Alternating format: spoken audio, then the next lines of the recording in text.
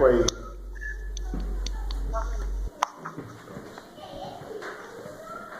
Vamos começar então? Sim. Não. Pode ir. Vamos orar então.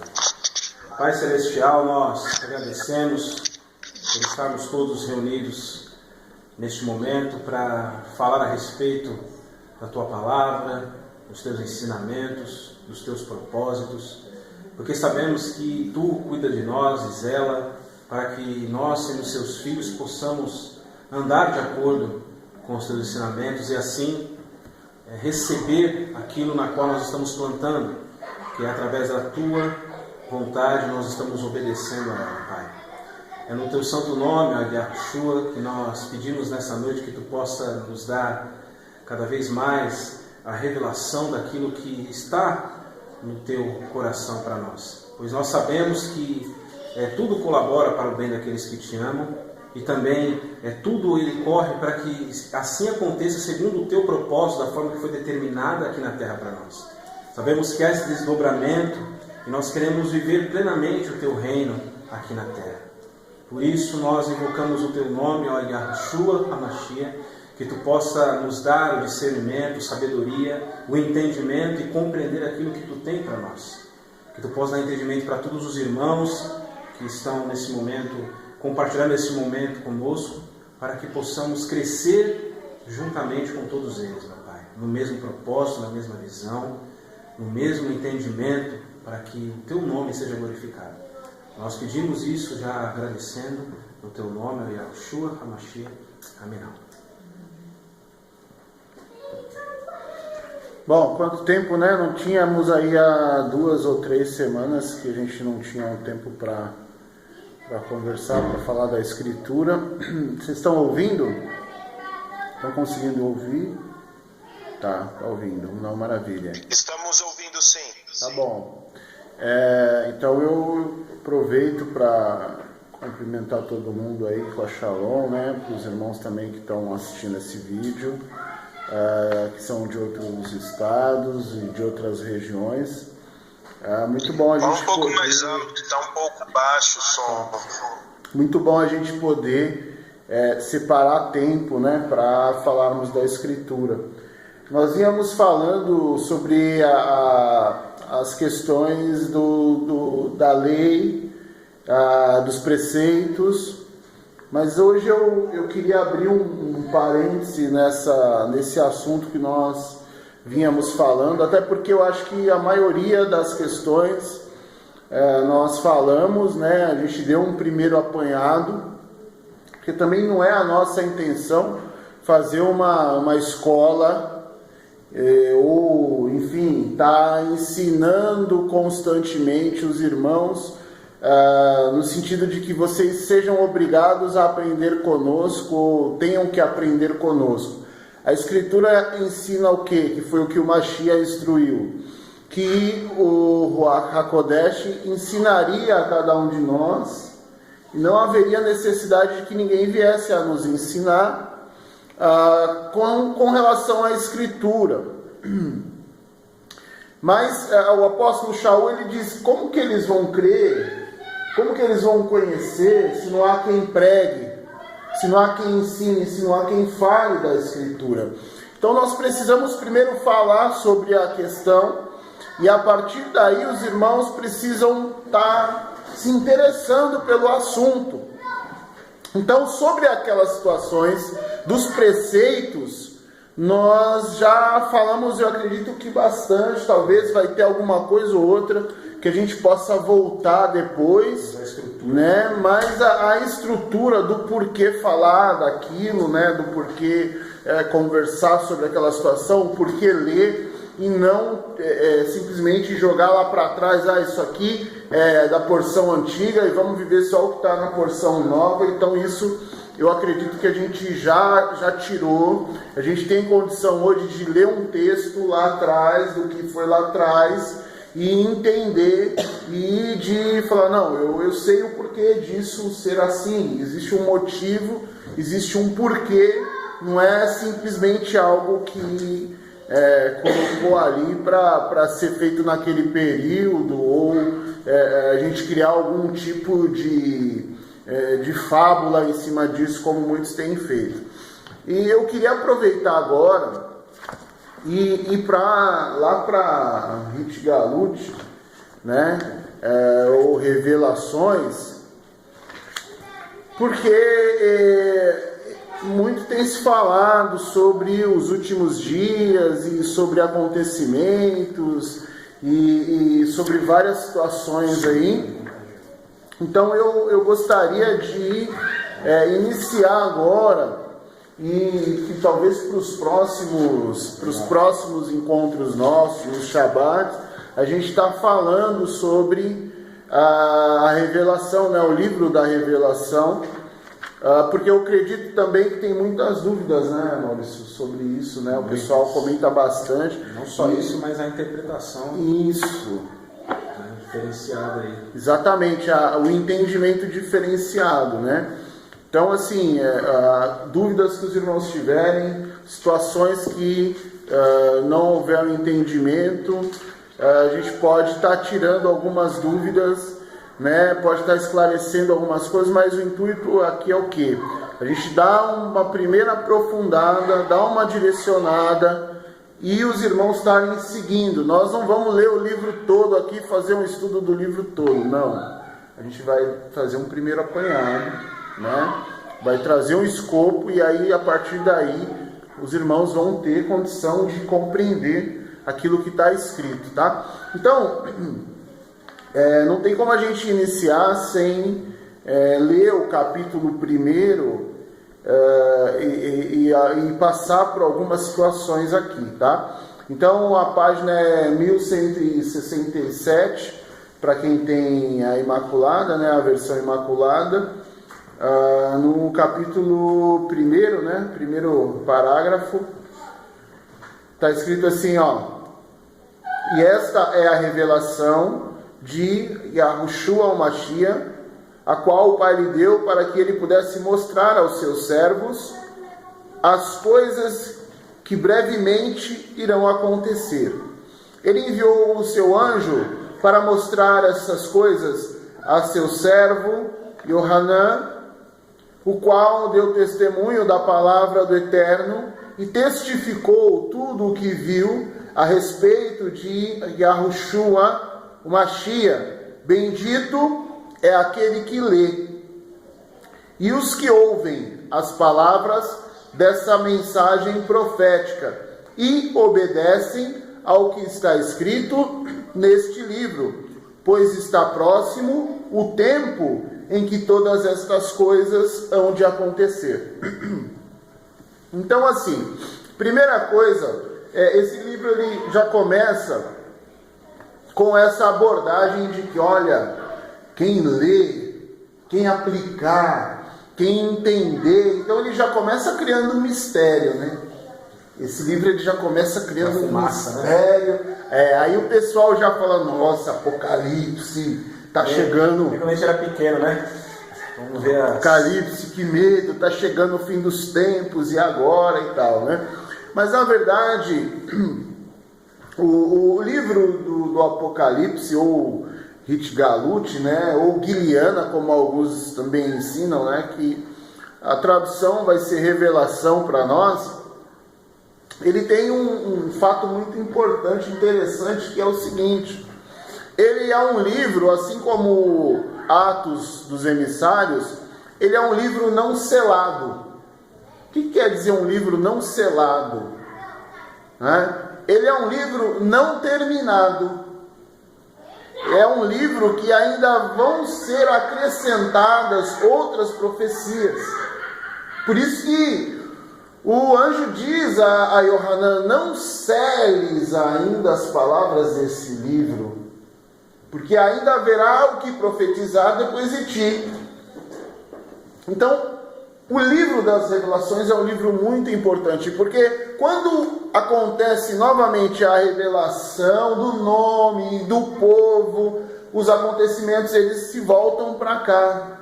Então hoje, muito do que nós estamos vivendo está sendo relatado nesse período desse livro, né, no qual o livro falou aqui. tá? Então eu vou continuar lendo. Antes eu quero falar sobre uma situaçãozinha que nós vamos pular. As cartas às igrejas. A igreja que está em Esmirna, a igreja que está, né? Então as cartas às igrejas nós vamos pular. Por quê? Porque é o que sempre se falou. Sim. O que sempre se leu foram as cartas das igrejas, tá? Então agora nós vamos ler, tá, a informação da visão que ele teve com relação àquilo que ele viu, tá? E aí o 2, um pedaço do 3, nós não vamos fazer a leitura agora. Eu quero continuar lendo o 1 ainda, ó, o parágrafo 4 do 1. Eu, Yohanan, escrevo as 7 Querrilot, né, que estão na região de Ásia, ou da Ásia. Desejo a vocês graça e shalom, né, da parte daquele que é. Esta palavra graça aqui é benefício, tá? Então o benefício da shalom seria a tradução mais coerente. E que era, e que há de vir, e da parte do Ruach séptuplo, ou seja, o Ruach, né, 7, né? Vocês já ouviram falar isso? Que o Eterno, ele tem os 7 espíritos, né? Olha só, da parte do Ruach séptuplo que está diante do seu trono. Olha que interessante.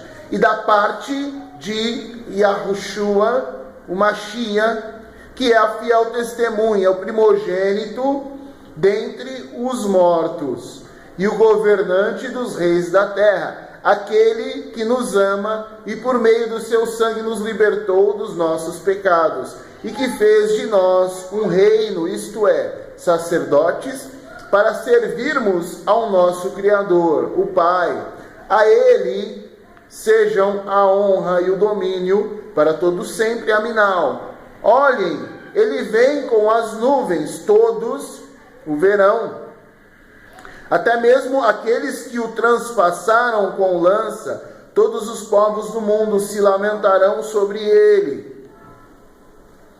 Certamente acontecerá assim. Aminal. Eu sou o Aleph e o Taf. Né? Ou seja, o começo do alfabeto hebraico e o final do alfabeto hebraico.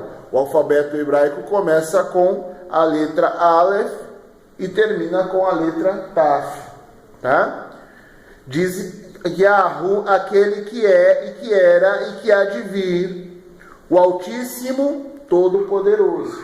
Então percebam, ele faz uma descrição do Salvador, ele faz uma descrição do Altíssimo, ele faz uma descrição do Ruach, mas depois ele mostra todos eles na pessoa de Yahushua, né? Falando inclusive que ele veio, que aqueles que o transpassaram e tudo mais. Isso não quer dizer que nós estamos falando de uma trindade, não é isso que nós estamos dizendo aqui.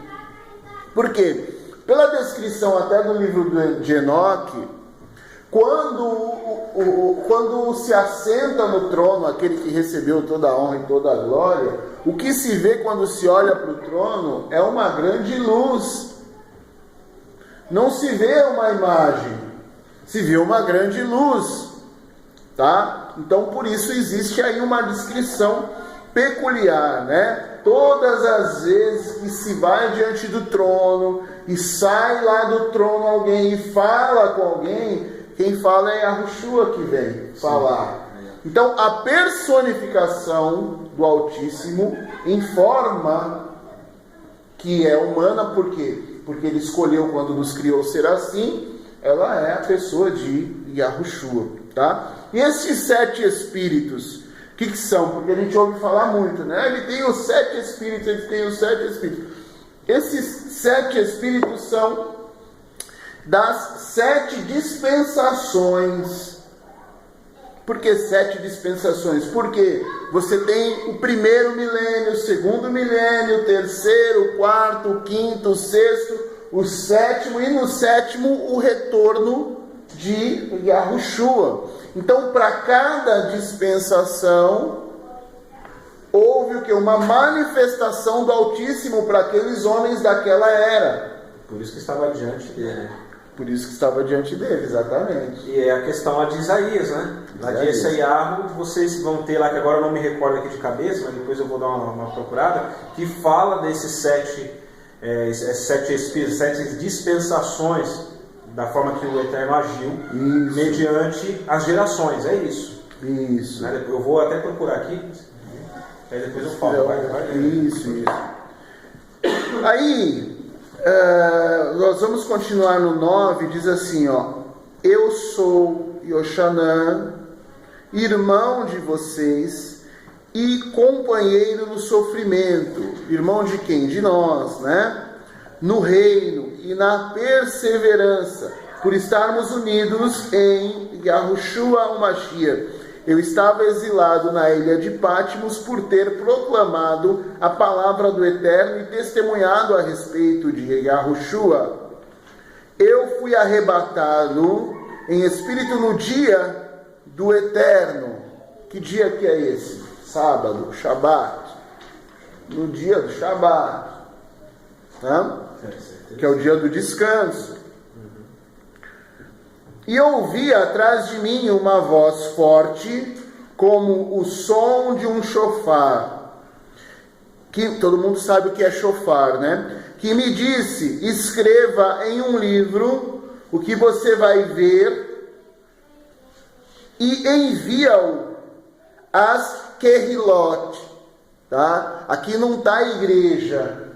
Por quê? Porque a palavra igreja, ela veio depois da tradução que é chamada Vulgata, da Vulgata Latina. Essa palavra igreja no original ela não existe.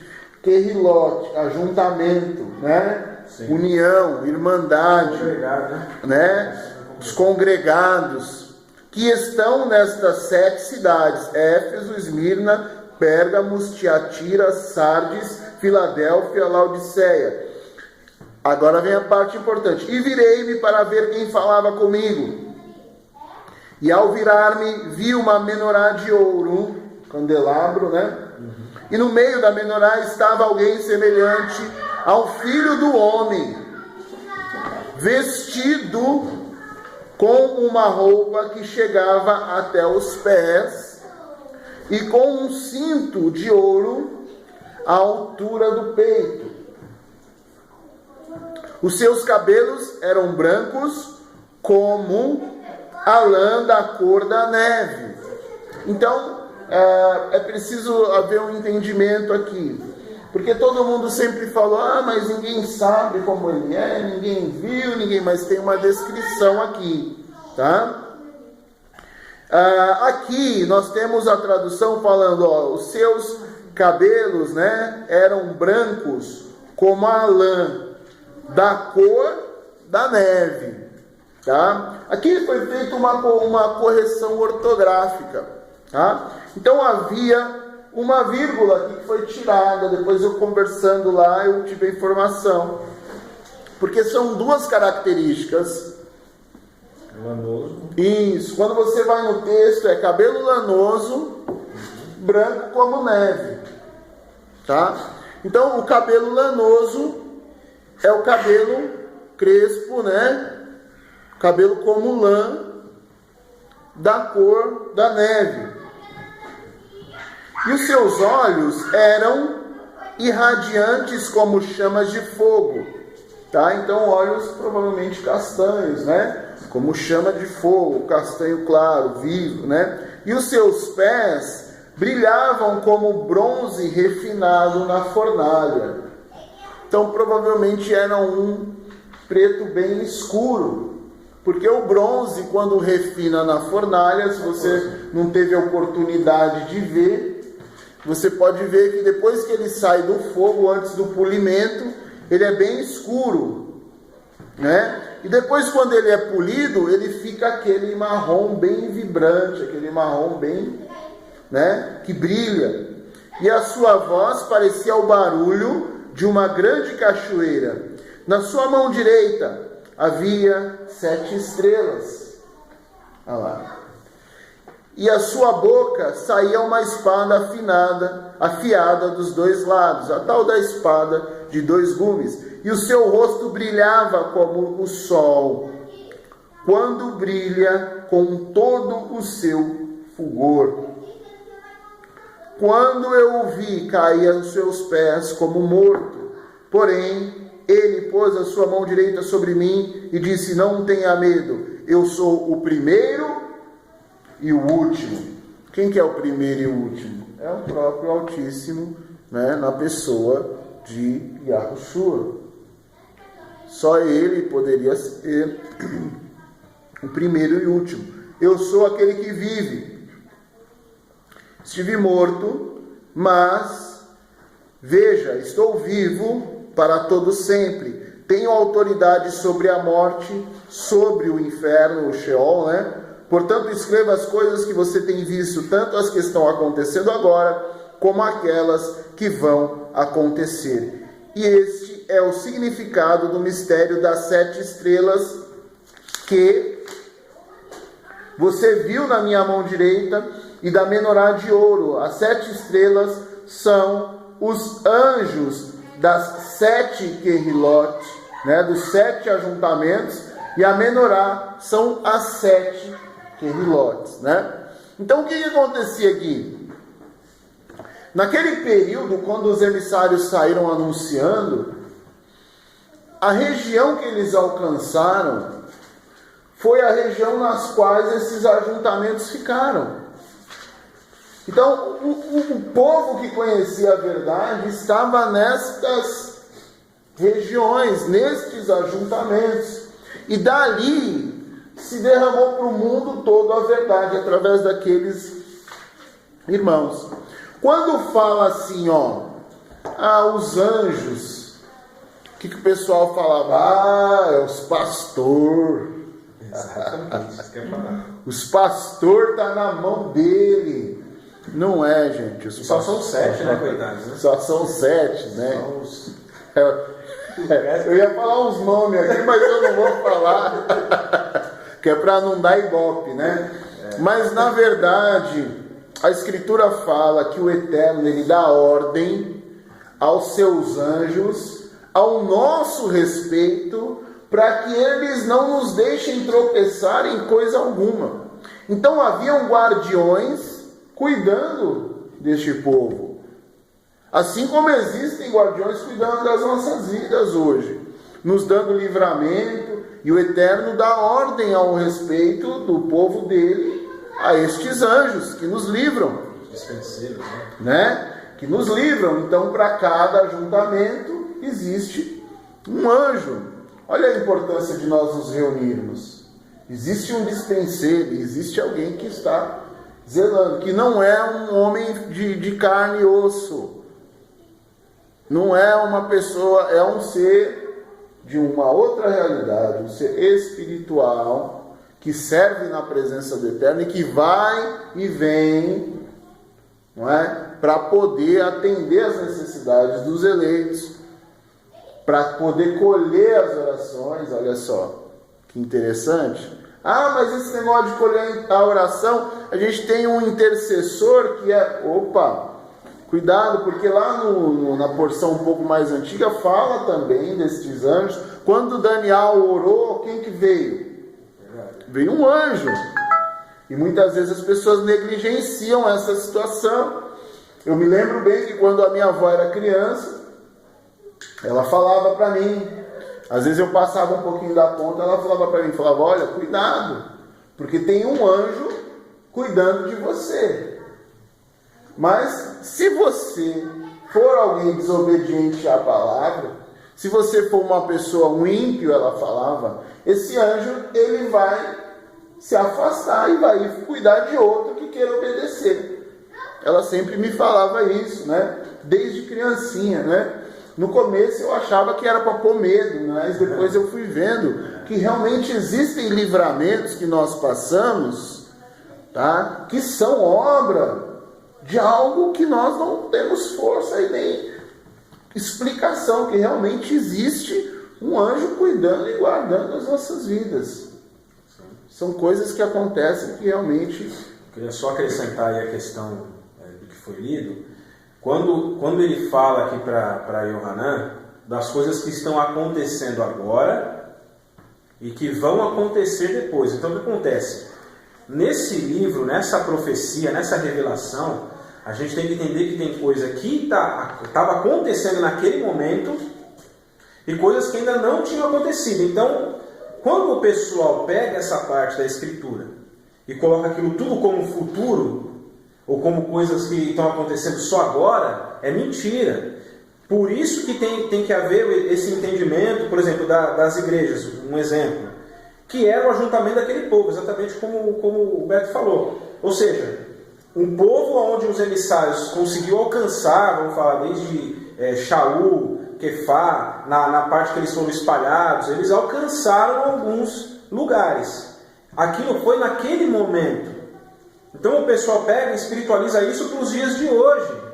Existe exemplo a ser seguido? Claro. Tudo que você pode pegar, você pode entender como um exemplo. Porém, não se trata da igreja, vamos falar assim, né, dessa igreja que o pessoal fala hoje. Não tem nada a ver. É por isso que a gente tem que observar isso, que é importante. Teve coisa que estava acontecendo e teve coisa que já aconteceu. Vamos pegar hoje o calendário de hoje. Já aconteceu e tem algumas coisas que estão para acontecer ainda. Entenderam? Só para deixar claro isso daí, porque senão o pessoal pensa que não, é tudo para hoje. Não é. Tinha coisa que já estava acontecendo já. Porque um exemplo era das Querilotes, dos ajuntamentos que haviam lá na Ásia. Então aquilo já estava acontecendo. Né? Yohanan estava na ilha lá de Patmos, né? Ele estava preso.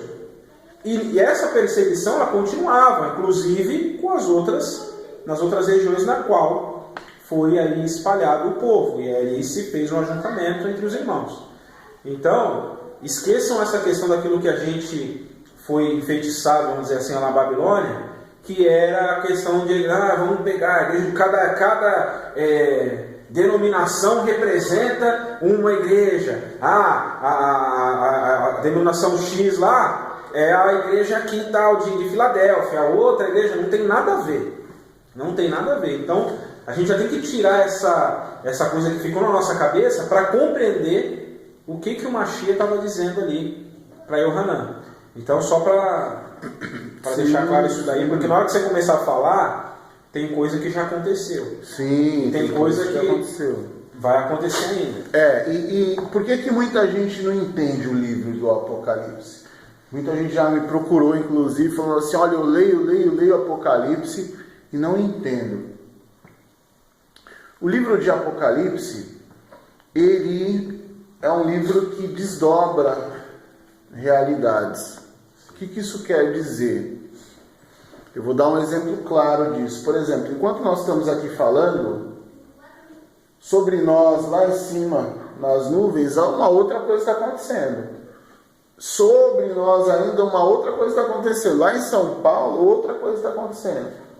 Então, esse livro aqui, ele te dá 3 situações acontecendo no mesmo momento em lugares diferentes. Por isso que as pessoas se enrolam tanto com o livro de Rit Galut. Você quer ver um exemplo? Eu vou te mostrar aqui, por exemplo. Aqui, quando a gente passando essa parte das Querilot, já para a parte dos selos, você vai ler no capítulo 5, primeiro parágrafo. Olha só o que diz. Então vi, na mão direita daqueles que está sentado sobre o trono, um livro em forma de rolo, escrito por dentro e por fora, selado com 7 selos. E vi também um anjo poderoso proclamando em alta voz: quem é digno de romper os selos e de abrir o livro? Mas não havia ninguém, nem nos céus, nem na terra, nem debaixo da terra, capaz de abrir o livro e ver o que nele estava escrito. Então, olha de quem que o livro está falando: céu, terra, embaixo da terra. 3 realidades. Está vendo? Ele já dando o sinal de que ele vai falar de 3 realidades ao mesmo tempo. 3 desdobramentos de realidade ao mesmo tempo. Porque aqui nós estamos numa realidade, não é? Os anjos estão em outra, são seres espirituais. O eterno está em outra. Sim. Se ele desdobra essa realidade aqui agora, o que nós íamos enxergar? A matéria sai e a gente enxerga a presença dele aqui. Não é? Os anjos, o espiritual. O que aconteceu quando foi Eliseu? Foi Eliseu. Eliseu, quando ele ora e ele fala, né? Para o rei. Abra os olhos do moço para que ele veja, né? O que acontece? Ele exclama, né? Carros de Israel e seus cavaleiros, né? Porque eles estavam cercados de um numeroso exército que ele não conhecia, carros de fogo, né? Que ele não conhecia, então de outra realidade. Então olha só que interessante, ó. O capítulo 6, no parágrafo 1: e vi quando o cordeiro rompeu o primeiro dos 7 selos, e ouvi um dos 4 seres viventes dizer, com uma voz forte como o barulho de um trovão: venha! Olhei e vi um cavalo branco, e o seu cavaleiro segurava um arco e lhe deram uma coroa, e ele saiu vencendo e conquistando. Olha só. Então isso aconteceu aonde? Em uma realidade. Aí se você vai lá no 8, capítulo 8, você tem os chofars.